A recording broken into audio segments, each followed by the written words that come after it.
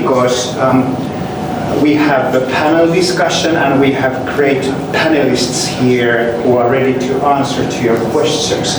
And these questions are related to those topics that you don't necessarily know so much about. You know, teachers' work is not only teaching, but it is also communicating with parents, talking with students, taking care of the students, and also helping their managers to do their work as well as possible. So there's a lot of other things to do than just teaching. And even though we only had 8 weeks time to do our practicum all together, so we haven't been able to do everything, you know. So that's the reason why tonight we have an opportunity to ask these experts here your thoughts and opinions related to parenting, related to how to take care of teenagers, and also about school leadership. So thank you so much for coming. I would like you first to tell a little bit yourself, just quickly who you are, your name, and maybe you can say what school or where your children, which school they go to, or something like that. So can I ask you to start? Yes. I am an educational counselor working for Palmy Private School, Sharjah. So it's nice to meet all of you here today. Hope this session goes productive. Yes. Let's hope for the best. Yes. Of Practicum American School, and I'm in the 10th grade. Hello, my name is Hind, and I'm also representing Practicum American School. I'm currently a senior in high school, and I'm happy to be participating in this panel today.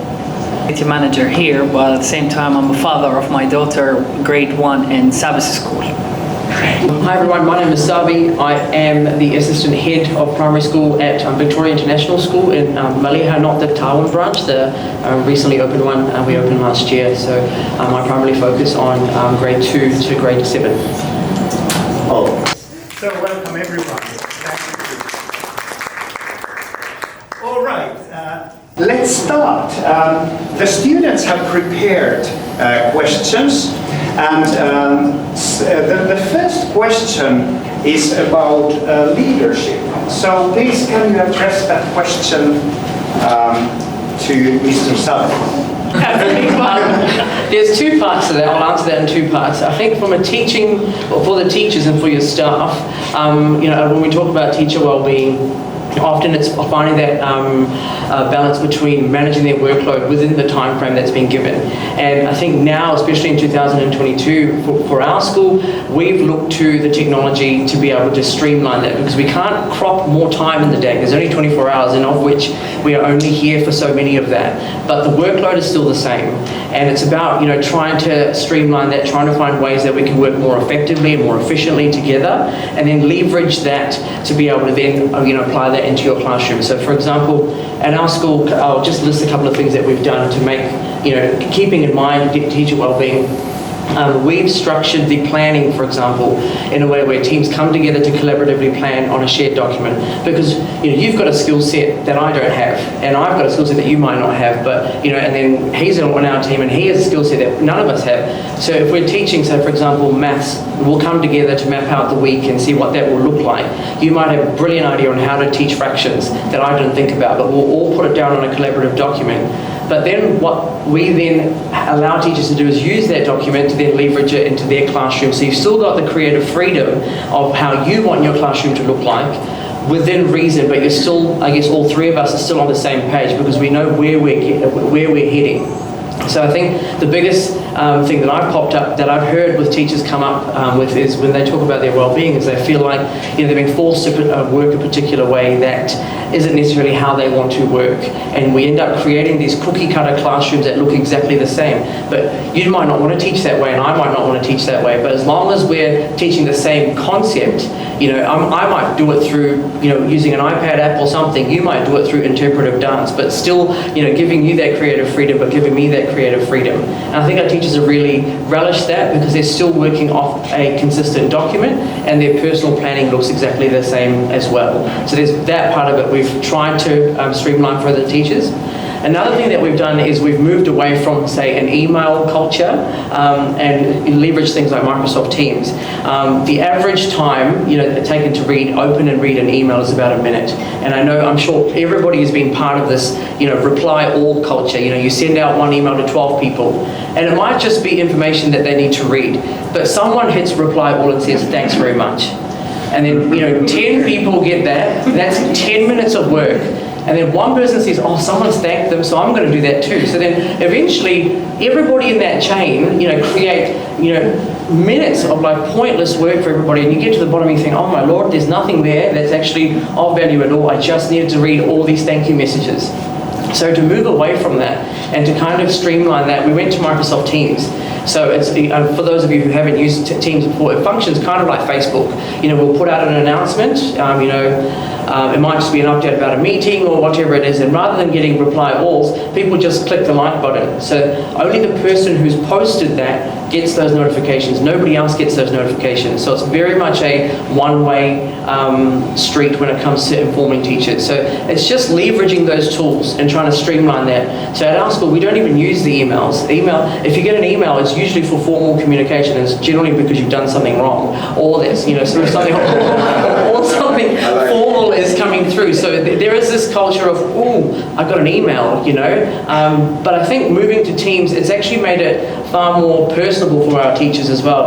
There's no formalities there. There's no, dear so-and-so, how are you going? I hope you're well. I just wanted to ask about this. You strip all that away and you get straight to the point. So I think as a team you come together, there isn't that, us versus them mentality between the senior leadership and the teaching stuff. Everybody's on the same page, everybody talks the same language, and it just makes things so much faster.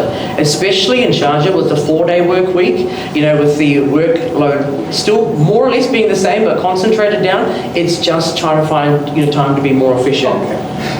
With the student side, I could keep going on about that, but I won't. I think those are the two biggest things that we've done. With the student side, the biggest thing that we've focused with our teachers is make your structure very clear to the students. Because, even as adults, when you're coming into a formal meeting or into an environment like this, if you don't know what to expect, their fight or flight radar is already elevated. And that's, in terms of behavior management and in terms of their well-being, they're already up here in a heightened area where they don't really need to be. So what we've done is we've got our instructional models of, for example, what does reading look like? What does writing look like? What does maths look like?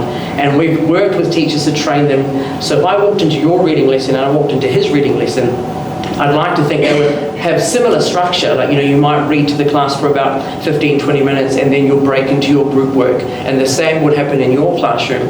But it's just making sure that our kids know that, when it comes to reading, these are the things that I can expect. Yeah. And it's not a foreign unknown. So that's the biggest thing that we've worked on is, expectation and communication across both sides. The teacher side and with the student side as well. Should create many activities where they improve in their studies and learnings. Instructions of what we need to do, it's very clear, and if we have any doubts, we have a platform that we can communicate with our teacher and they immediately respond, so that helps as well. Dad, how is it? I mean, is it sometimes, does it seem from your perspective that instructions or expectations from school are not very clear? Actually, my experience with my daughter, she's always happy because, as he mentioned, the teacher, they don't give her the same material in every time the same way. So they are trying to deliver the topic in a different way. Sometimes they dance. They calculate the steps in a math, which is very strange. It's a math where always we know that's a paper and pen and then you calculate or something. But they dance and they calculate the steps, how this added to this, and then they keep think about it. So it was very strange to me when I heard from my daughter, Dad, we were today in dance and then taking a math. I said, what? And then it was a good experience for her. She was very happy that she got to know the number and the additives, but at the same time she knows in different ways. So now it's stuck to her mind. So this is very good steps of well-being from the student with and different perspective, this different way for teaching. So I really agree with that. It sounds little. I think it's a very interesting part of topic to talk about, because if you, from what I have experienced, students, especially the young children of primary school, so they actually prefer having having clear instructions as to what's going to come next. If they know what is going to come next, then they get curious, or they are more prepared to learn or whatever. So it's not only in schools. I also preach this to the parents, especially at home, because we nowadays both parents are working, and students, their children, sometimes we don't get to plan our days, and we get stuck with our own work and things like that, and that creates a bit of a mess at home as well. So this way, when you plan your days or the week for your kids especially,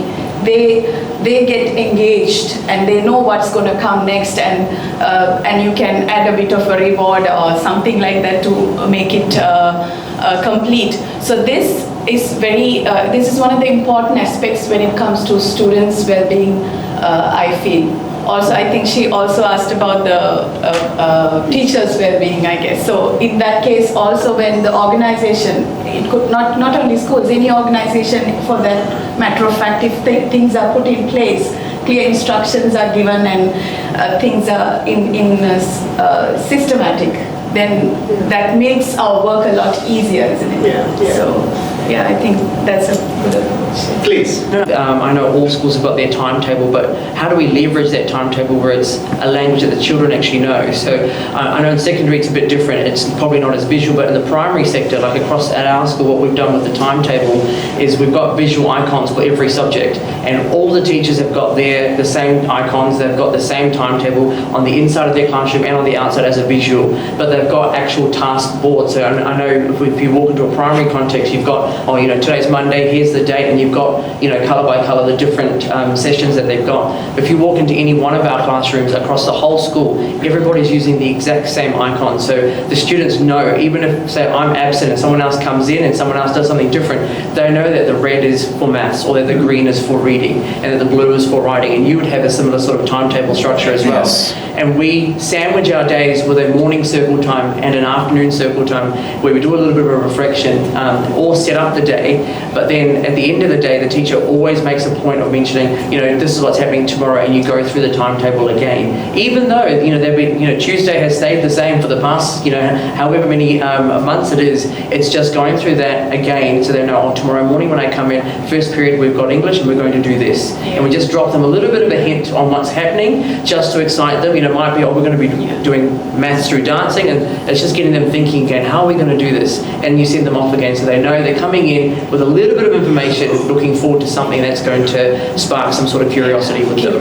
Yes, thank you very much. The themes from the discussion we just had a lot to do with clear expectations, organization, and clear objectives. So it might be part of the next question I'm going to ask you. Motivation is also going to be part of my question. So as school-going children, I would like to explain what it means. It simply means giving somebody a reason to want to do something.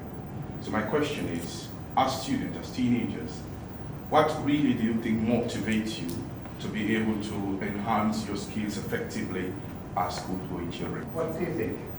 Yeah, as a motivation aspect, I think teachers should engage their students a lot more, and then give them motivation in doing their tasks, and then their, for example, homeworks when they come home, and then maybe they'll have some ideas or what they understood from the lesson to do the tasks even after school in home days.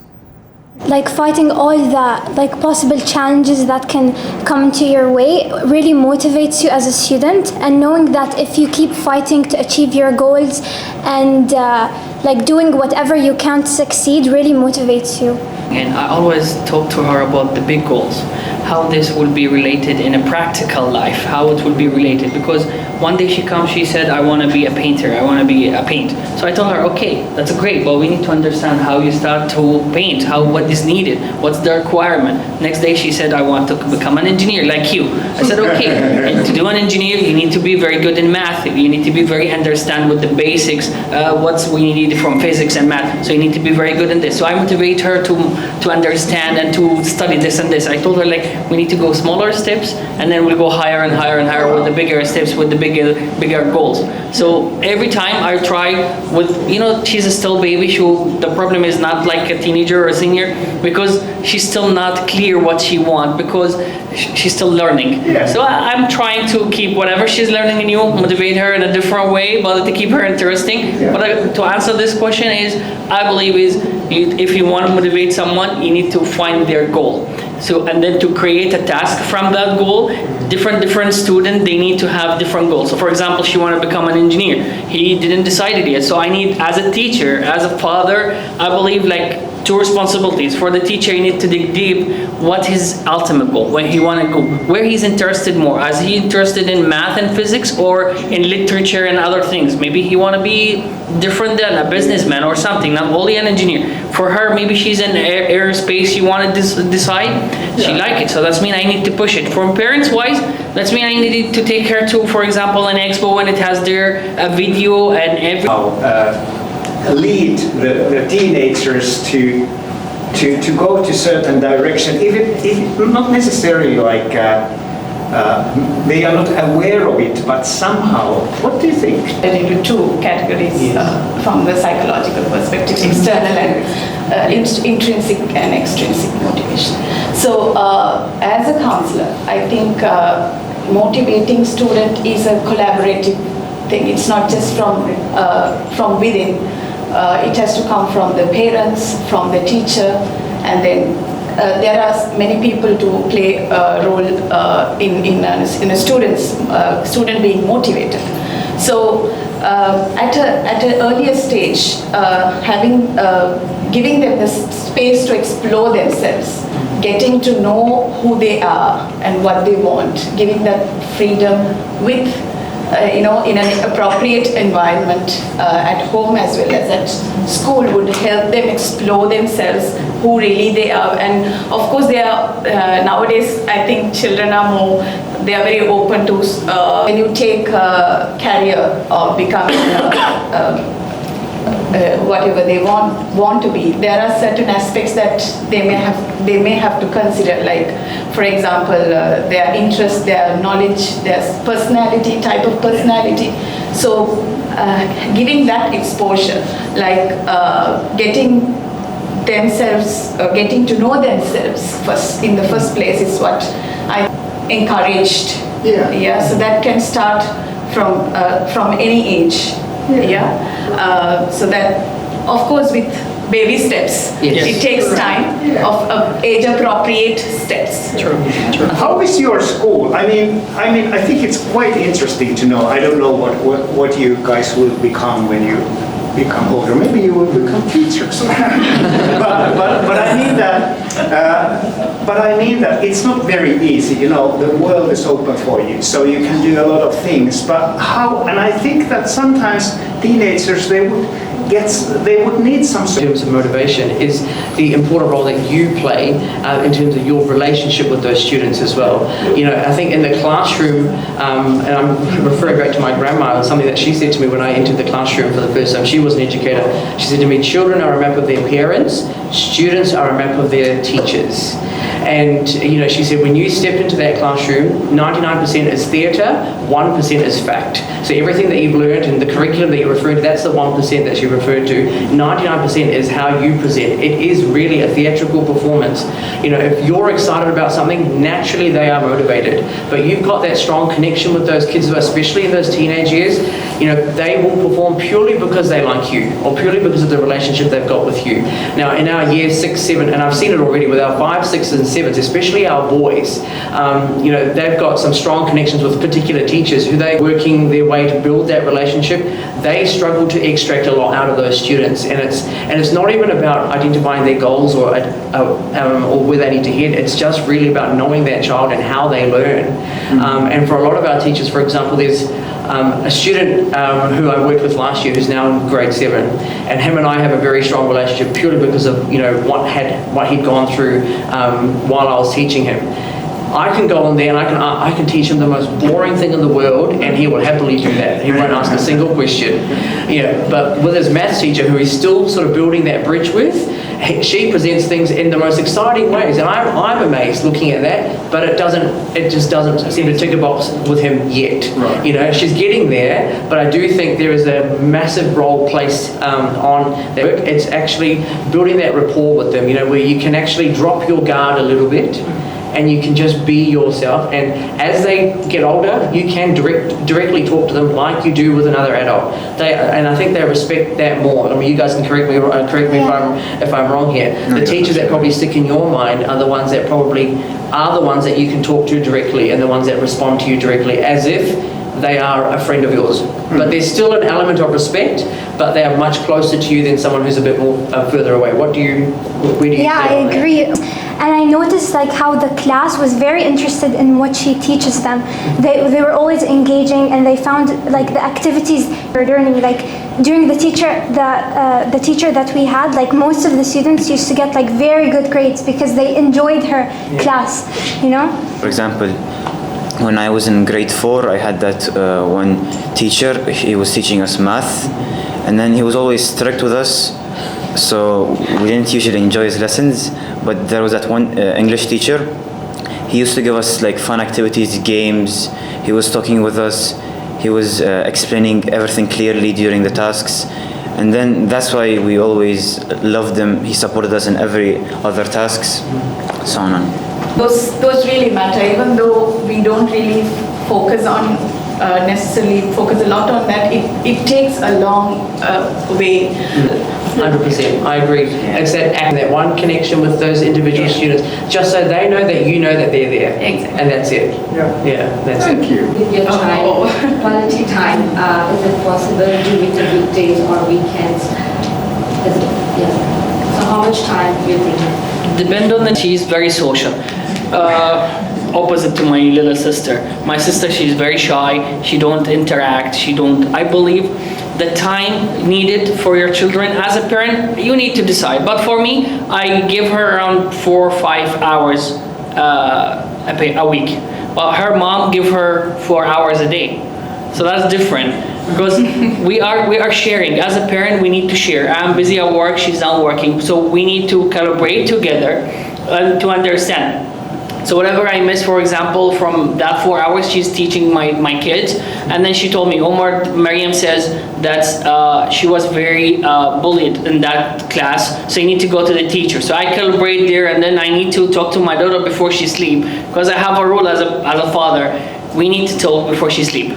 No matter what, how's your day? I need to ask her this question. How's your day? What do you feel? Do you need anything before you sleep? So these 3 things I always make sure to tell my daughter about. So every time she tell me like, I was happy in this class, today I was not happy, my other children, they were saying bad words, or they're pulling my hair or something. So next day I go run to the teacher. Please take care of these things. Please watch my daughter. Please take care of other children so they interfere in a health collaborative way of studying. So it's basically, I hope I answer your question, but 4 hours is good enough to calibrate. And also it's about quality, not about quantity.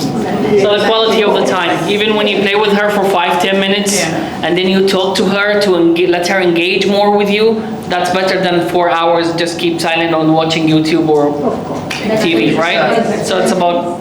It's quite typical that you are expected just to study hard and work hard and stuff like that. But it's great because we all know that social life and social relationships are very important, and they are also very healthy to us, aren't they? Yes. Parents should train their kids with to become resilient because nowadays the world is becoming quite challenging, yeah. So, and even students at school, they face a lot of challenges right from the beginning.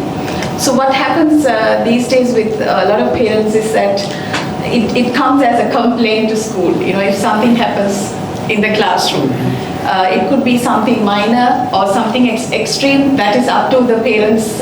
It's very subjective. Whether how serious they take each matter is very subjective. But at the same time, I would expect a parent to, instead of complaining about what's happening at school to the school, train your kids to face those challenges, how to deal with those challenges on their own. Yes. Okay, this happened to you.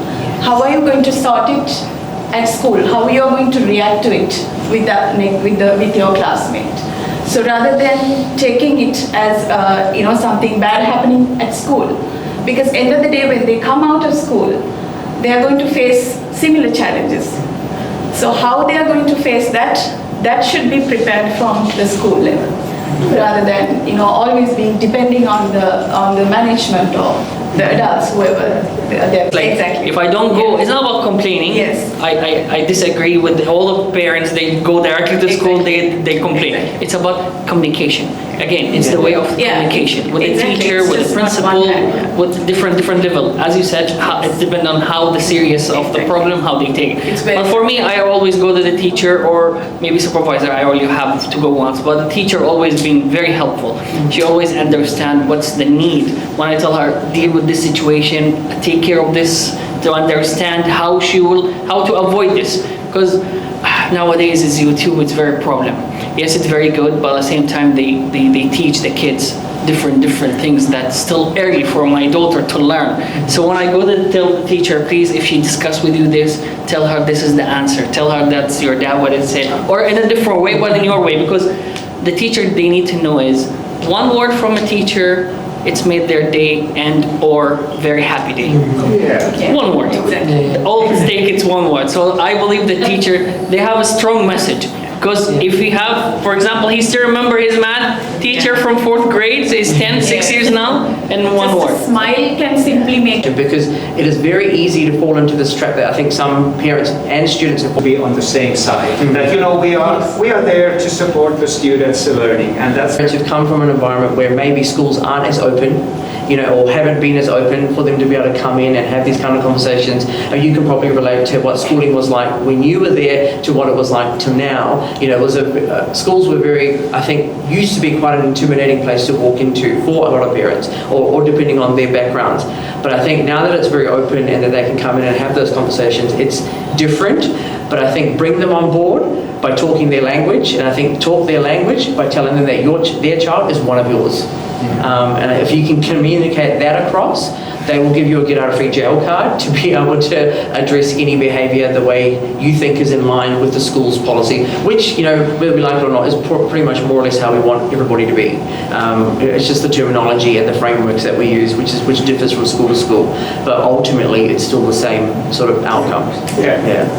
Will be addressed to school counselors. So who's got this question? Yes, please. Take the students who have behavioral issues. Disturbing the class. So the behavioral issues, it's a broader term. So sometimes it could be due to any psychological issues, or sometimes it could be minor, something that's situational. So identifying that first, what category it belongs to, or whether it should be continuously monitored, and how it should be done. So first of all, identifying the behavior, and then talking to the students, depending on the grade age levels, talking to the parents, or to the student, if necessary, communicating with the parents. So it's again about communication and how you're going to identify and understand the behavioral, why, the cause of it, root cause of it. For example, a student who is interruptive in the classroom, it could be due to various issues, maybe to seek some attention from the teacher or the classmates. Or it could be due to a psychological disorder that's, that the child is being affected with. So you have to first identify that, and based on that we develop strategies, for example, strategical rewarding and reinforcement, and monitoring it. Consistency is very important. So when you once identified and strategies are implemented, you have to consistently do it, and then there is a point where you have to terminate or stop whatever you're doing. It's not about you keep on doing. You're training the child to behave appropriately, and to do that, to motivate the child, you would be rewarding them with something. So that should be stopped as well. There is a point where you need to stop once you see the child is settled. That the kids, or maybe he was not listening to the problem. Do you consider this like that's why I said it could be teachers, situational. It could be due to various reasons. We are all human. We're all human. We are all will be in some situation where the kids maybe keep shouting in the classroom. We shouted back at him, and then boredom could be one of the reasons. It is to do with, that is why the root cause, identifying the root cause is important because of that. Communication. As I said, connection between the student and the teacher, it's also very important. Students might be restless because the teacher is not able to, motivate the students or something like that. And it's kind of also thing that teacher might be struggling with. So people are different, of course. How does it, if I ask you that you might know someone, or you might have known someone in your class who has not behaved very well or has very disruptive classmates, because they were kids, that's in their nature. But I found that if they have a school counselor or a social worker that's very rude to them, it doesn't help. If for example the student is being disruptive this one time, and then he talks to the school counselor, and then she shouts at him or punishes him, that doesn't help him. He does not stop his bad behavior. But if the social worker or the school counselor was she was being understanding to him, she was trying to understand where this behavior is coming from, I think the student actually feels bad and they might stop. But if she doesn't, if she starts being rude to them, I feel there's a level of respect between the student and the teacher that neither of them should exceed. And if the school counselor started being very disrespectful, the student would also feel disrespected, and they would display that certain behavior as well. Very well. Because they have their own personalities, their dignity in the classroom, and especially adolescents, because that's the age where they try to identify themselves, develop a self-identity. That is why we find, students of this, I think, grade 9, 10, 8, 9, 10 students generally pretty much, distracted, and you have to deal with them a lot. You put more effort than the rest of the classes, because that's when they struggle. They have a lot of questions within their minds. Okay, who am I? What am I? What are my strengths? What are my weaknesses? They have these questions within their minds at this age. So coaching them, creating awareness about their age, the developmental factors, about puberty, and that helps them, put their minds in place. And when they get distracted, especially, to make them focus on whatever it is. Once when you are in the school, what the referral process is like to get support. Often, we've got our support team who are there to come and do classroom observations to see whether it's, whether it's some sort of undiagnosed situation, or whether it's, developmental trauma, or whether it's just home life. There's a lot of puzzles, puzzle pieces, and it's just trying to work out who that is. And these are specialized people who are very good at sort of identifying what they are. I mean, it's lucky to have someone like yourself on school to be able to come in and give you a bit more of an understanding. But I think what you have to understand is, as a teacher, is these people come in to help you understand what may be going on, for you to understand, so you can still cater to that. it's not I'm handing them off to someone else and it's now their problem because I can't deal with that. It's just to give you clarity around, okay, right, so student A, these are the things that have gone on in his life, which is why, this is why he reacts to these situations. So being mindful of how you can then preempt that or preempt any outbursts or whatever it may be in the classroom. But if it's an undiagnosed situation, I guess if it's, I'm just thinking if it's something from the autism spectrum or ADHD or whatever, then it gives you a bit more clarity around, the learning that needs to be adapted and how that can be. And there's much more research now, thank God for that, on how to cater to students who, who are on the spectrum in different ways. So it's just, I think, find out what your referral process is. Seek these individuals to come in and give you that expert advice. They are there for a reason. They've been doing this for years, and that's their expertise. And then using that knowledge, you can then do tweaks, to what you do in the classroom. Ultimately, irrespective of what label we give these students, they are your children in your classroom. You are still responsible for them, and you might spend your entire year finding a way to try and cope with that, or trying to find a home for that child in your room. But that is ultimately your job, and it will be draining. I'll be honest, it will be draining, and there may come to a point where you think, what am I doing this for? But there will be a moment, at least a single moment with that particular child that will answer everything for you and why everything was worth it. I promise you now, it will happen. I've been there, done that, we've lived it. I remember being in tears in the counsellor's room going, I cannot for the life of me cater to this boy, I don't know what I'm going to do. And I keep and they will break you, but you will remember them and you will learn from that. The learning that you will get out of these types of students, astronomical for your practice.